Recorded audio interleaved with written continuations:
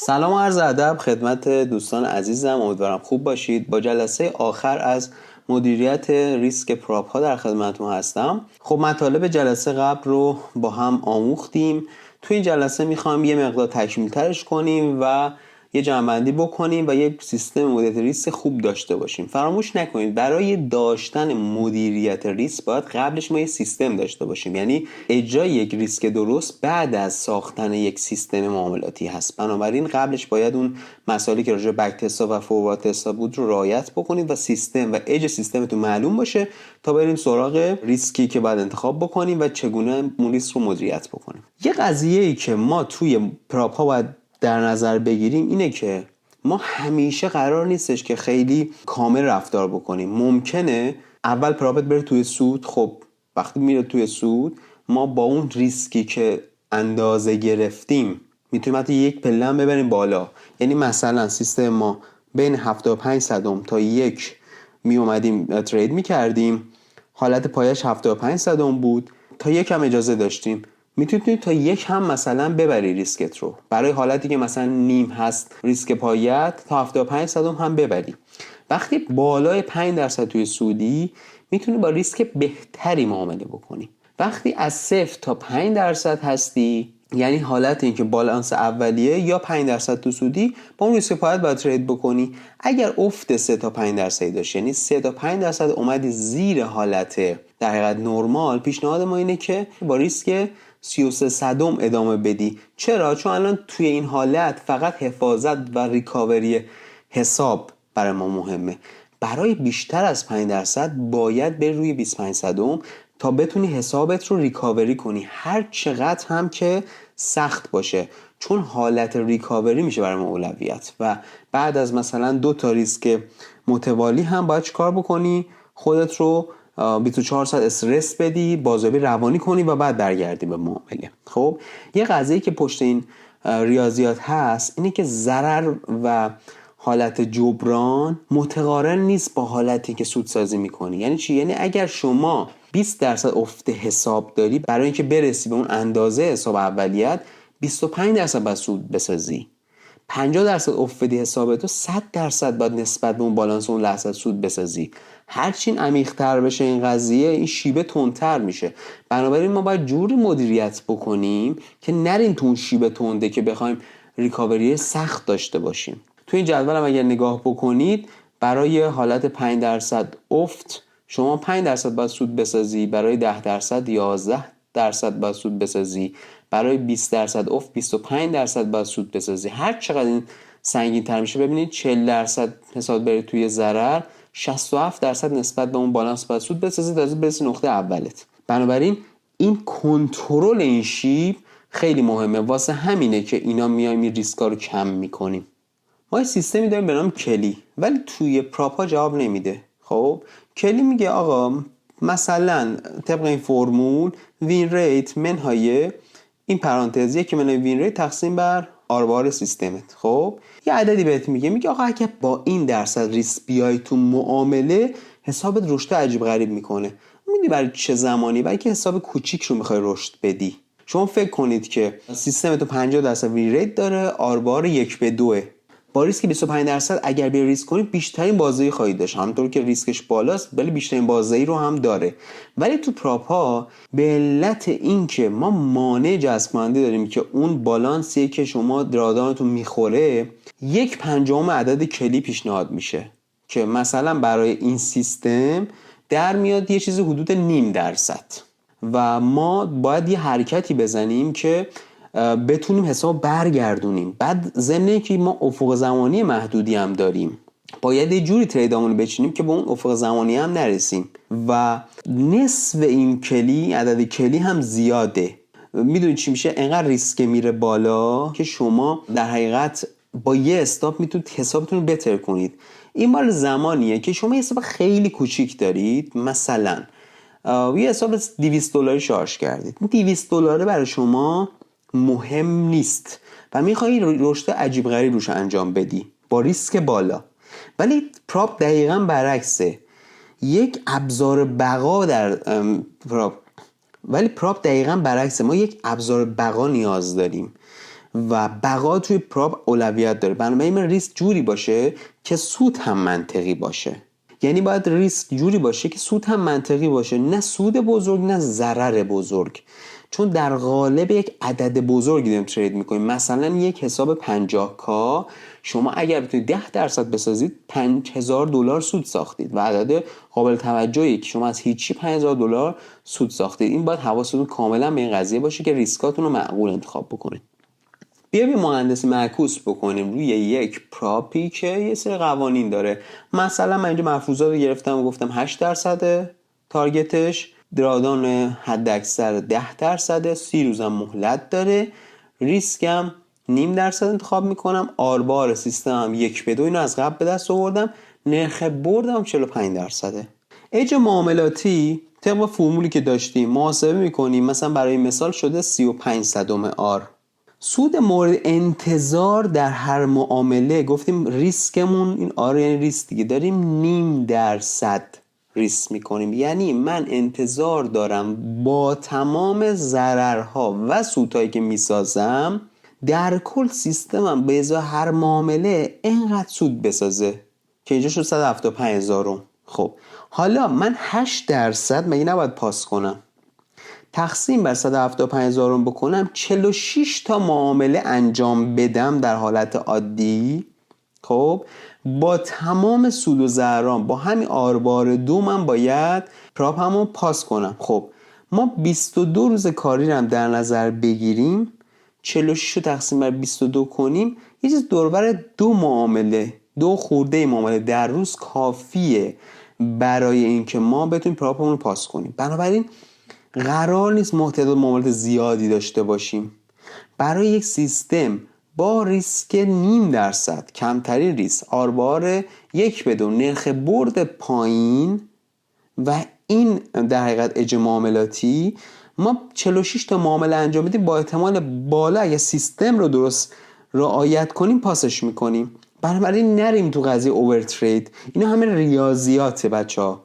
خب حالا مثلا اومدی توی مثال دیگه این ریسک بود 75%، این نرخ برده بوده 55%، این عدد میره بالا اینم میره بالا، تعداد معامله میره کم. ببین این باعث چی میشه؟ آقا تو ذهنت هست که شما قراره 46 تا معامله کنی و پاس کنی، نری توی فاز این که 2 تا معامله پاس کنی، ریسکای عجیب غریب بکنی. اگر میخوای علمی کار بکنی یه موقع اصلا میگه آقا من میخوام سالی 1% آر 2 بگیرم، یه دوباره 1% آر 2 بگیرم، 4 تا خارج ریسک حرکت کنم، پراپمو پاس کنم. من دارم چی میگم؟ من میگم آقا 35 آری که هست با تمام سود و ضررهاشه. یعنی چی؟ تو این رشته 46 تایی ممکنه شما مثلا با 5 تا پشت هم تیپی بخوری پاس کنی، بریم مرحله بعدی. خب ممکنم اول بری تو ضرر بعد بری بالا. این داره بدترین حالت به نظر میاد که شما 46 تا معامله باید انجام بدی. اینجوری نیست که حتما باید 46 تا معامله انجام بدی. داره میگه آقا این سیستم با ضررها و سودایی که میسازه با 46 تا در بدترین حالت باید پاسش کنه. حالا یه سری پراپ ها قانون ثبات هم داره. یعنی چی؟ میگه آقا 30%، یعنی من 30% قانون ثبات داره. یعنی چی؟ میگه آقا من هدفم 8%، 30% قانون ثبات داره. یعنی تو در روز نمیتونی 2.4% بیشتر از سود کنی. اگر سود کنی معاملات رو حذف میکنه. یه سری پراپ ها این قوانین هم دارن. حالا اون قوانین پراپ ها رو باید بخونیم. مهمترین نکته‌ای که تریدر باید داشته باشه ژورنال حرفه‌ای. یعنی تریدری که ژورنال حرفه‌ای نداشته باشه به ناچار میفته توی لوپی که نمیدونه داره چی کار میکنه. خب ژورنال معاملاتی که باید داشته باشیم این 4-5 پارامتر رو حتما باید داشته باشه. یکی چی؟ هر معامله چند آر به شما سود داده. یعنی مثلا یه معامله گرفتی 2 آر، سیستم داری یه معامله 1.8 آر، یه معامله 0.5 آر. خب این چند آر سود داده. اینجوری میتونی پیدا کنی کدوم ستاپ سودسازتره. وقتی دیتا هات زیاد بشه اون ستاپی که کمتر سودسازه رو حذف کنی. یکی دیگه بیشترین ضررش شناور پیش از برگشته. یعنی چی؟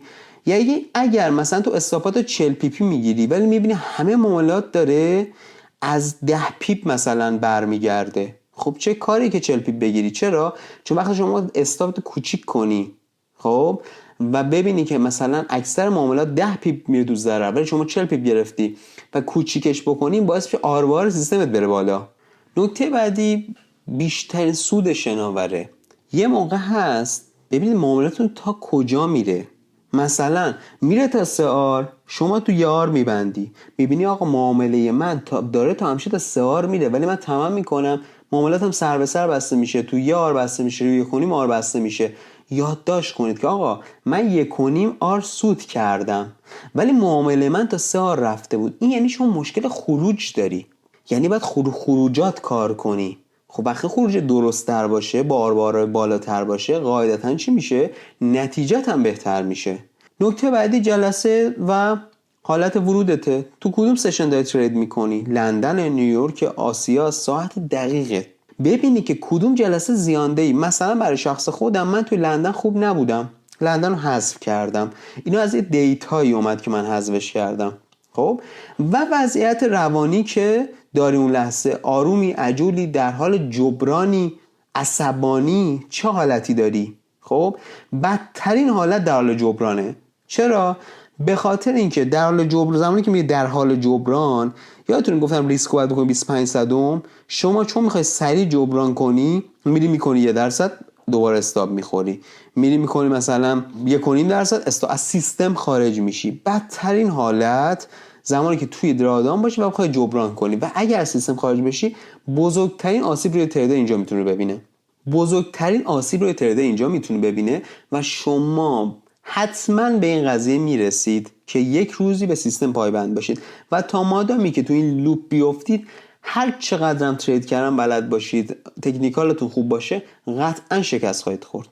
یه چرخه مخربی وجود داره تو پراپ ها که آدم میره توی حالتی که فکر میکنه بلد نیست. اونم زمانی که با ضرر شروع کنی.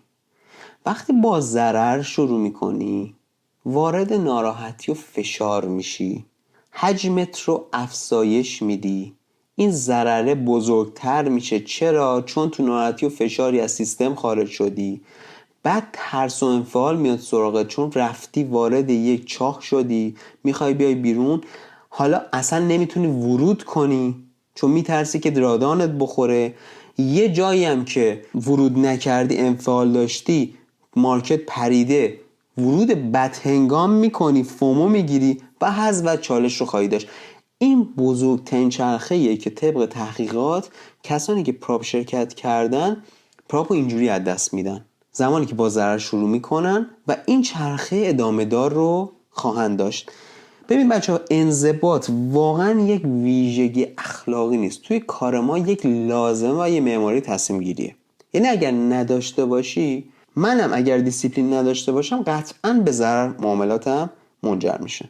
یه سری ترمزایی میتونیم برای خودمون قائل بشیم. چک لیست ورود داشته باشی، حالا اون میشه هم استراتژی ورودت، گفتم بعد قبل داشته باشی. نکته دوم، روی پلتفرمت هارد استاپ داشته باشی که نذار اصلا ترید کنی. خب ما اینو نداریم روی متا تریدر، ولی میتونی یه جوری برای خودت تعیین بکنی. نکته سوم، سقف تعداد معاملات روزانه. یادتونه گفتم که شما هر عددی که ماکسیمم درادانی که میتونید داشته باشید تقسیم بر 2 کنید، حد اکثر ریسکی که اون روز میتونید انجام بدید. این میتونه سقف تعداد معامله روزانه شما معین کنه. مثلا 5% درآمد روزانه است، تقسیم بر 2 میشه 2.5%. فرضاً ریسک رو انتخاب کردی 75 صدم، شما بیشتر از 3 معامله نباید انجام بدی در روز. نکته بعدی کولینگ آفه. یعنی چی؟ وقتی ضرر کردی سری نیا پای سیستم بخوای جبران کنی. یه موقع از حالت خوبه، ضرر کردی و میدونی داری چی کار میکنی، ورود بعدی تو میزنی، ولی یه زمانی هست که شما ضرر کردی و حالت بده، اینجا باید به خود استراحت بدی. بعد از 2 الی 3 ضررم باید از پای سیستم پاشی. این ترمزایی که باید برای خودتون قائل بشی. یه سری ریسک رویدادی هم داره که دیگه خودتون استادشین. یه سری اخباره، اونا خودشون یه سری پروتکل دارن و اون طبق اون پروتکل‌ها باید انجام بدید معاملاتون. اسلیپیج معاملات در باز شدن مارکت در زمان اخبار، قیمت یهو باز میشه. مثلا شما 75 سنت ریسک کردی ولی باز میشه، معاملات تو 2% میبنده، ببینی که درآمدت خورد مثلا. اینو حتما باید بررسی کنید. خب اسپرد و اسلیپیج بدترین حالتیه که یه معامله میتونه بسته شه و خیلی آدم وارد حال بدی میشه گپ‌های آخر هفته است، پرش‌های ناگهانی قیمت، در باز شدن مارکت، در بسته شدن مارکت، گیر کردن مارکت در انتهای هفته. خب اینا باید حواستون باشه واسه این قضیه. یه سری پراپ هم که قوانین اصلا ترید خبری دارن، میگه آقا شما زمان خبر نمیتونی ترید بکنی و باید حتما قوانین پراپ خونده باشی. یه سری پراپ هم ندارن. من مثلا پراپایی که قوانین نیوز تریدینگ داشته باشه رو باش کار نمیکنم. یه سری قضیه هست که باید قبلا راجع پراپ ها شما تحقیقاتون کرده باشید. خب یه پراپ بچا یه پیاوت سایکل داره، یعنی سایکلی که شما اگر سود کردید میاد بهتون پول رو پرداخت میکنه. معمولا 2 هفته یا ماهانه است. برای براش اول هم معمولا این بازه بزرگتره، یعنی مثلا میگن شما باید 20 روز بعد معامله انجام داده باشید پیاوت اول رو بتونیم بهتون بدیم و معمولا هم توی پراپ هم تو که میدونید 70 تا 90% سود رو به شما میدن. یعنی مثلا اگر $5000 سود کرده باشید 80%ش مثلا $4000 بهتون پرداخت میشه. حتما با شرایط پراپ از قبل خونده باشین و بعضی از پراپ ها این قابلیت دارن که بعد از چند دوره سودآوری شما حسابتون رو بزرگ کنید. حالا باید این قوانین پراپ قبلش خونده شده باشه که ما بدونیم که این پراپ این قابلیت رو داره یا نداره. نکته اول، در اولین دوره حتی اگر کمترین سود رو ساختید برداشت بزنید، به این علت که حس کنید پول در آوردید و این خودش باعث یک انرژی خوب در معامله کردن شما میشه و میتونه چرخهای بهتری رو برای شما بسازه. ریسکتون رو بعد از پاس شدن بالا نبرید. اگر با یک سیستمی پاس کردید اتفاقا باید با یک ریسک معقول تری ترید کنید، نه که ریسک رو بالا ببرید بخواید سودهای بزرگ بسازید. فکر کنید حساب فاند شده اومده دستتون، حالا برام سود بسازم سریع پول براش کنم. نه بچه، شغلتونه. فکر کنید قرار نیست شغلتون رو از دست بدید. یه سری پراپ هم قوانین ریست رو دارم. مثلا یه پراپی بود من باش کار میکردم، میگفت که زمانی که دارید پاس میکنید اگر در روز بیشتر از 2% ریسک کنی، حتی اگر پاس کنیم پراپو، اون حساب ریست میشه. اینا رو باید از قبل سایکل های ریست رو بشناسید که به چه صورته توی هر پراپ و این جزء قوانین پراپ هست. و اگه پراپ رو انتخاب کنید یه سری فاکتور حتما بررسی بکنید. یکی، آیا واقعا پرداخت انجام میشه؟ شواهدی وجود داره؟ آیا سابقه بد راجع پرداخت ها وجود داره؟ 2، آیا مدل کسب و کارشون جوری که از کارمزد چالشه یا از سهم سود تریدرهای موفقه؟ یعنی تریدهای شما باز میشه روی سیستم و اون سودی که میسازه پخش میشه، یا اینکه نه برسه حسابایی که فروخته میشه و اون ضررهایی که مردم میکنن و اون حساب رو از دست میدن پرداختی ها انجام میشه. زیر ساختش چطوره؟ در زمان قطعی نه، در زمان اخبار به چه صورته؟ آیا سرورهای خوبی داره یا نه؟ مهمترین نکته، آیا شرکت این امکان رو داره که این حق رو به خودش میده که در هر زمانی خاص در میانه چالش شما قوانین رو تغییر بده؟ خیلی بده این قضیه. شما فکر کنید با یه قانونی اومدی پراپ خریدید، دارید پراپ رو پاس میکنید، شرکت بیاد به هر دلیلی اون قانون رو تغییر بده. شفافیت در جواب دادن، در رد درخواست ها، در ابطال کردن حساب ها خیلی مهمه. و چگونه هم این پوله به شما پرداخت میشه، از چه طریقی بهتون پرداخت میشه، از چه طریقی میگیرن، این شفافیت باید وجود داشته باشه. خدا رو شکر تو ایران ما 1-2 تا پراپ خیلی خوب داریم که فعلا تا به امروز اومدن و خدمات خوبی رو ارائه دادن. خب حالا فکر کنید رد شدید، باید چی کار بکنیم؟ اولین کار بررسی کنید چرا شکست خوردید و حداقل 48 ساعت فاصله بگیرید. این 3 تا سوال رو باید از خودتون بپرسید. کدوم قانونه که باعث شکست من شده؟ درآمدن کل، درآمدن روزانه، قانون ثبات که مثلا گفتم اون میگه که 30% اون 8% میتونی سود انجام بدی، انقضای مهلت. دلیلش چیه؟ کدوم باعث شده که این پراپ از دست بره؟ در کدام لحظه مسیر عوض شد؟ همیشه نقطه‌ای وجود داره که اونجا از پلن خارج میشی، اونو پیدا بکنید، اونو باید رفع کنید. فرضاً یادم میاد توی یک تجربه خودم به این صورت بود که من یه سودی ساخته بودم روی خبر NFP، سودی که در عرض 4 دقیقه ساخته شده بود و بعد از اون من اومدم چیکار کردم؟ یه معامله دیگه روی همون پر باز کردم. اون معامله با اسلیپیج منو انداخت بیرون. یعنی معامله‌ای که میتونه سود بشه ضرر شد و من عصبانی شدم، ورودهای با فومو زدم و روزی که با سود میتونستم ببندم رو با 1.5% ضرر بستم. هفته بعد برای انتقام اون پراپ رو تا دم از دست دادم بردم. اون نقطه ترنینگ پوینت من بود، خیلی مهمه. باعثش چی بود؟ انگار برای ذهن من تعریف نشده بود که من تو 4 دقیقه میتونم یه سود خیلی خوبی بسازم و اون قضیه رو توی خودم حل کردم. این تجربه خودمه، برای هر نفر میتونه متفاوت باشه. خب کدوم قانون اون ترنینگ پوینت رو جلوشو میگرفت؟ فرضاً برای من این بودش که من حد سود روزانه بذارم. باید یه کاری بکنید که اون قانون جلوی اون ترنینگ پوینت رو بگیره.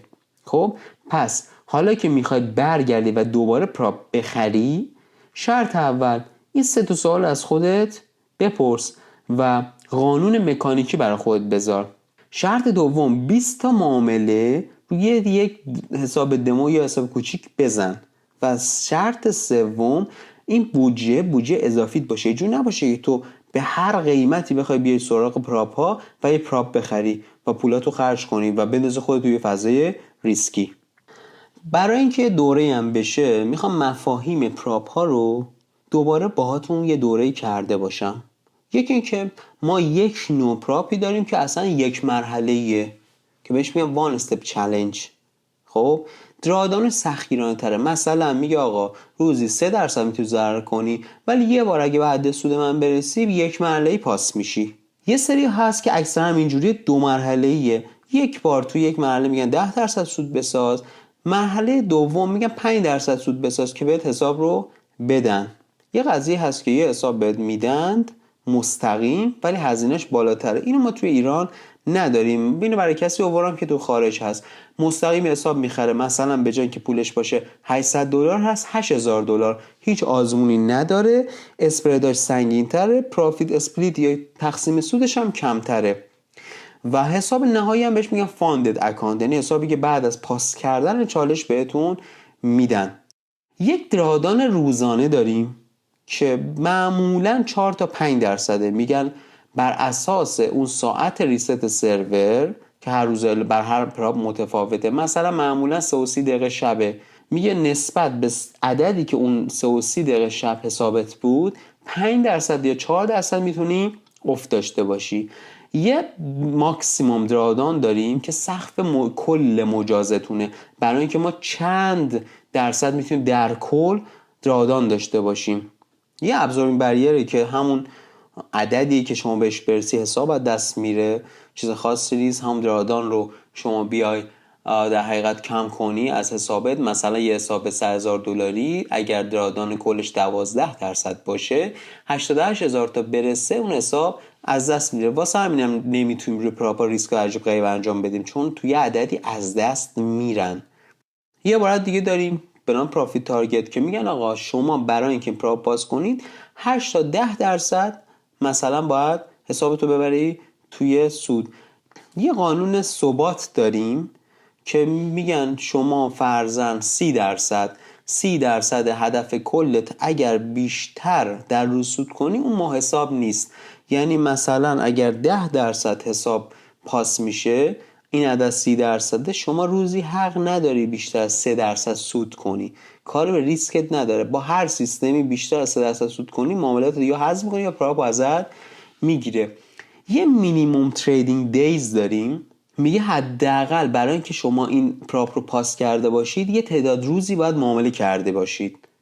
برای خیلی از پراپا 5 معمولا 3 میخواد این شانسی نباشه، نه یه معامله بزنی پاسش کنی، بتونی 3 روز معامله رو انجام بدی و این پراپ رو پاس کنی. یه مکسیموم تریدینگ دیزه که اون پراپ هایی که چالش زمانی دارن میگن مثلا 30 روز وقت داری که این چالش رو پاس کنی. خیلی از پراپ ها هم این قضیه رو ندارن و گرونتر هم هستن یه مقدار. توی مدیریت ریسک ما یه ریسکی به دست می آوردیم که ما بود. میگفتیم آقا ریسک سیستم ما نیمه برس اج سیستممون بود. برگردید فیلمای قسمت اول و دوم رو ببینید. در ژورنالمون یه آر مالتیپل به دست می آوردیم که هر معامله ما با خروج چند آر، درسته ما رو 2 آر بستیم که معاملمون انجام بشه. آر بار 2 بوده سیستم ولی معامله من به هر دلیل روی 1.8 آر بسته شده. جلو هر معاملتون بنویسید متوجه میشید هر استراتژی چه ریواردی رو داره بهتون برمیگردونه و استراتژی‌های خوبتون رو از استراتژی بدتون جدا میکنید.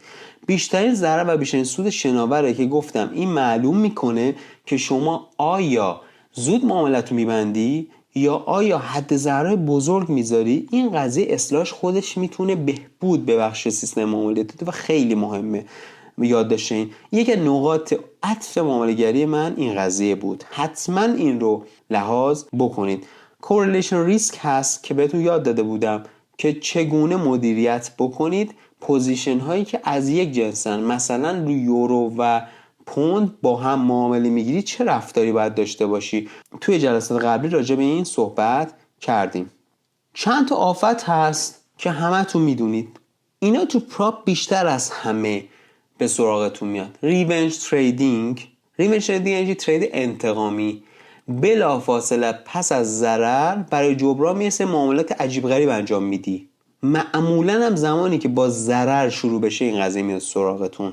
اوور تریدینگ معاملات بیش از حد، یعنی باید 3 معامله در روز میکردی میری 10 تا معامله انجام میدی بدون صبر، بدون حوصله، بدون قانون مشخص. فومو یا ورود دیرهنگام، فرضاً یه جایی دست و دلت نرفته، اونجایی که باید وارد میشدی وارد نشدی، دیرتر به هر قیمتی وارد میشی و اون معاملات وارد ضرر میشه. و پایبندی به پلن مکتوب تنها نکته‌ایه که بیشترین همبستگی رو با پاس شدن پراپ ها و تریدر حرفه‌ای شدن داره. یعنی پایبندی به پلن که شامل مدیریت ریسک، مدیریت معامله و مدیریت در حقیقت اون پلنتون میشه. پایبندی به اون پلن مهمترین عامل پاس کردن پراپ و تریدر حرفه‌ای شدن. اینو دارم برای بار 1000م تکرار میکنم.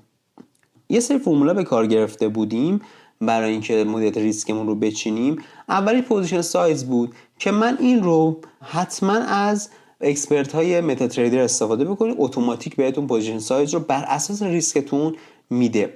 اج معاملاتیتونه که همینطور که در فیلم های قبل هم دیدید وین ریت رو ضرب در آر بار سیستمتون میکنیم، منهای 1 منهای وین ریتتون میکنیم، یه عددی بهتون میده.